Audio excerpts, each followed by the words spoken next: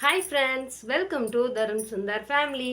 இன்னைக்கு வீடியோவில் நம்ம யாரை பற்றி பார்க்க போகிறோம்னு பார்த்தீங்கன்னா, நிறைய பேர் வந்து என்கிட்ட ஒரு டெய்லியுமே நான் போடுற யூடியூபர்ஸ் பற்றி போடுறோம் இல்லையா, அதில் டெய்லி வரக்கூடிய ஒரு பேர் தான் இன்றைக்கி நம்ம பார்க்க போகிறோம். யாருன்னு பார்த்தீங்கன்னா, ராம் யோகா யூடியூப் சேனல் அவங்கள பற்றி தாங்க பார்க்க போகிறோம். நிறைய பேர் தம்ப்நெயில் மட்டுமே பார்த்துட்டு கமெண்ட் போடுறவங்க இருப்பீங்க. அவங்கள பற்றி நீங்கள் எதுக்கு பேசுகிறீங்க, அவங்கள பற்றி என்ன தெரியும்ன்ட்டு. நான் யாரை பற்றி எப்பயுமே நெகட்டிவாக பேச மாட்டேன். ஆனால் தம்ப்நெயிலை பார்த்துட்டு மட்டும் வீடியோ பார்க்காம கமெண்ட் போடுறவங்க இருப்பாங்கள்ல, அவங்களுக்காக சொல்கிறேன். சரி, நம்ம வந்து எல்லாரையுமே பாசிட்டிவாக தான் பேசுவோம். ஃபஸ்ட்டு யாருடைய பர்சனல்லையுமே நெகட்டிவ் இருக்க தான் செய்யும். அதை பற்றி ஒரு அட்வைஸாக பண்ணலாமே தவிர அதை பற்றி ஃபுல்லாக கண்டென்ட்டாக பேசக்கூடியது நம்ம கிடையாது. சரி, இன்றைக்கி நம்ம யோகா, அதாவது ராம் யோகா அவங்களுடைய பயோகிராஃபி பற்றி பார்க்க போகிறோம். யூடியூப்பில் எவ்வளோ சம்பளம் வாங்குவாங்க அப்படிங்கிறத பற்றி தான் பார்க்க போகிறோம். இவங்க வந்து ஃபஸ்ட்டு டிக்டாக்ல தான் இருந்திருக்காங்க. டிக்டாக்ல இருந்து டிக்டாக் பேன் பண்ணவும் தான் இவங்க வந்து யூடியூப்புக்குள்ளே வந்து வந்திருக்காங்க. ஃபஸ்ட்டு யூடியூப்பில் வந்து டிக்டாக்ல எப்படி பொழுதுபோக்காக டான்ஸ் ஆடி ரீல்ஸ் எல்லாம் போடுறாங்களோ, இதே மாதிரி தான் இவங்களும் டான்ஸ் ஆடி ரீல்ஸ் போட்டு சும்மா ஒரு பொழுதுபோக்குக்காக போட்டுட்டு இருந்திருக்காங்க. அதுக்கப்புறம் பார்த்திங்கன்னா, அதுக்கப்புறம் தான் யூடியூப்பில் ஒரு இன்கம் வருது, யூடியூப்பில் வீடியோ போட்டால் பணம் சம்பாதிக்கலாம் அப்படிங்கிறத பற்றியும் நிறைய தெரிஞ்சுக்கிட்டு வீடியோ போட ஆரம்பிச்சிருந்துருக்காங்க. சரி, இவங்க வந்து சொந்த ஊர் எதுன்னு பார்த்திங்கன்னா சிவகங்கை பக்கம். கல்யாணம் முடிஞ்ச புதுசில் யூடியூப் ஆரம்பித்த புதுசில் வந்து பார்த்திங்கன்னா அவங்க மாமியார் வீட்டோட தான் இருந்திருக்காங்க, மாமியார் ஊரில். அதுக்கப்புறம் பார்த்திங்கன்னா அவங்க அம்மா வீட்டிலே வந்து இப்போ அவங்க அம்மா ஊரோடு வந்து செட்டில் ஆகிட்டாங்களாம். இது வந்து அவங்க வந்து ஒரு இன்டர்வியூவில் சொன்னது. அதே மாதிரி ஆரம்பத்தில் வந்து கமெண்ட் எல்லாம் பார்த்திங்கன்னா கொஞ்சம் பேட் கமெண்டாக அவங்களுக்கு வந்திருக்கு. நாள் ஆக ஆக இப்போ நான் எப்படி வீடியோ போட்டால் நெகட்டிவ் கமெண்ட், அதாவது பேட் கமெண்ட்டுக்கும் நெகட்டிவ் கமெண்ட்டுக்கும் வித்தியாசம் இருக்குது. பேட் கமெண்ட்டுனா நம்மளை வயிறுது, அசிங்கமாக திட்டுறது. நெகட்டிவ் கமெண்ட்னா நம்மளை வந்து உங்களால் முன்னேற முடியாது, உங்களுக்கு இது தேவையா, வஞ்ச புகழ்ச்சி மாதிரி திட்டுற மாதிரி இருக்கும். ஆனால் ஒரு உங்களை நான் திட்டலைங்கிற மாதிரி சொல்லுவாங்கள்ல கமெண்டில், அந்த மாதிரி. இந்த மாதிரி கமெண்ட்டெல்லாம் அவங்களுக்கு பேட் கமெண்ட் ஆரம்பத்தில் வந்திருக்கு. பயந்துட்டு டெலீட் பண்ணி விட்டுக்கிட்டே இருப்பாங்களாம்.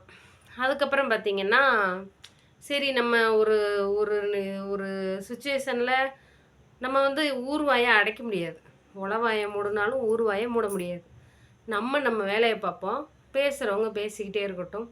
நல்லது சொல்கிறவங்க கருத்தை ஏற்றுக்கிறோம், கெட்டது சொல்கிறவங்க கருத்தை தள்ளி விட்டு போயிடுவோம் அப்படின்ட்டு அதை அப்படியே லூஸில் விட்டுட்டாங்களாம்.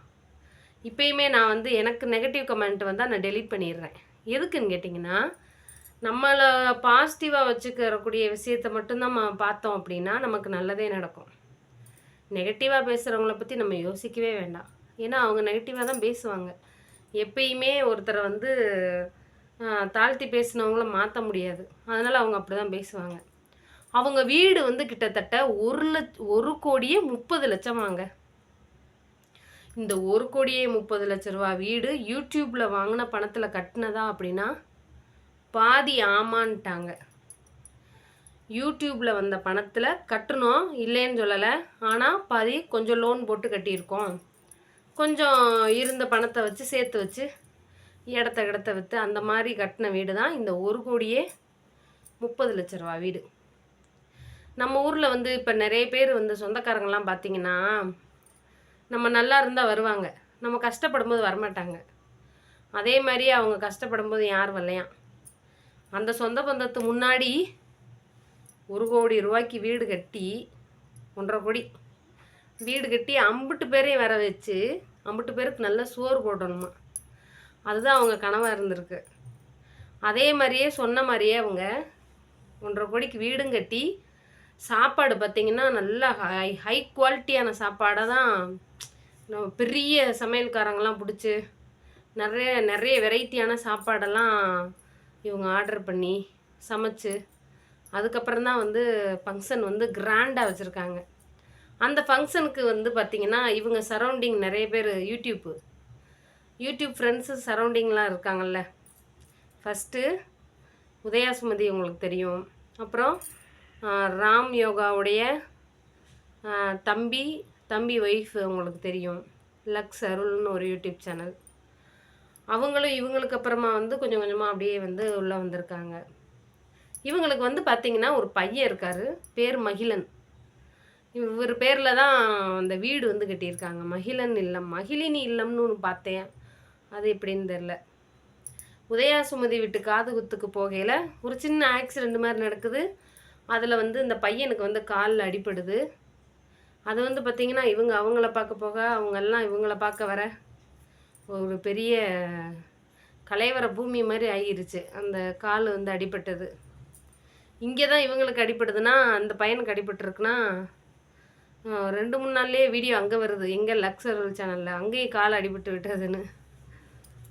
இவங்க வந்து மந்த்லி எவ்வளோ சேலரி வாங்குவாங்கன்னு ஒரு அப்ராக்சிமெண்ட்டாக சொல்கிறேன். மந்த்லி வந்து இவங்களுக்கு வந்து கிட்டத்தட்ட ஒரு 1.5 லட்சத்திற்கு கிட்ட வரும். 1.5 லட்சம் அப்படிங்கிறது ஒரு அப்ராக்சிமெண்ட்டு தான். டெய்லி நல்லா வியூஸ் போனால் அந்த அளவுக்கு வந்துடும். நான் உங்கள் சேனலுக்குள்ளே இன்னும் பார்க்கல, ஆனால் டெய்லி போனதை வச்சு நான் சொல்கிறேன். இன்னும் நான் கவுண்ட் பண்ணலை. கவுண்ட் பண்ணி உங்களுக்கு கரெக்டானதை நான் ஒரு நாள் சொல்கிறேன். கிட்டத்தட்ட பார்த்தோம்னா அந்த அளவுக்கு வரும். உதயா சுமதியோடைய யூடியூப் சம்பளத்தை இவங்களும் வாங்குவாங்க அந்த அந்த ரேஞ்சுக்கு. சங்கீதா வினோத் இருக்காங்கள்ல, அவங்கள விட கம்மியாக தான் வரும். அவங்களுக்கு வந்து மாதம் 2 லட்சம் 2.5 லட்சத்துக்கிட்ட வரும். இவங்களுக்கு 1 லட்சம் 1.25 லட்சம் அந்த மாதிரி தான் வரும். ஏன்னா டெய்லி வீடியோ போடுறாங்க. டெய்லி நல்லா 1 லேக் 1.5 லட்சம் 2 லட்சத்துக்கிட்ட போகுது. ஆனால் சங்கீதா வினோத் அவங்க வீடியோ போட்டாங்கன்னா 3 லட்சம் 4 லட்சம் போயிடும். அதனால் இவங்கள விட அவங்க வந்து ஒரு மடங்கு அதிகமாக தான் சம்பளம் வாங்குவாங்க. அப்புறம் வந்து இவங்களை கேட்டாங்களாம், நீ பொண்டாட்டி ஆடை விட்டு சம்பாதிக்கிறியா அப்படின்ட்டு. அது வந்து ஒரு இன்டர்வியூவில் ரொம்பவே மனசு வேதனைப்பட்டு சொல்லியிருந்தாங்க. பொண்டாட்டி ஆடை விட்டு சம்பாதிக்கிறான்னா அவரும் சேர்ந்து தான் கூட இருக்கார். யூடியூப்பில் இன்றைக்கி எவ்வளவோ தேவையில்லாத விஷயங்கள்லாம் வருது. அவங்க ஒரு டூயட் தானே பாடுறாங்க, அதனால ஒன்றும் தப்பு இல்லைல்ல.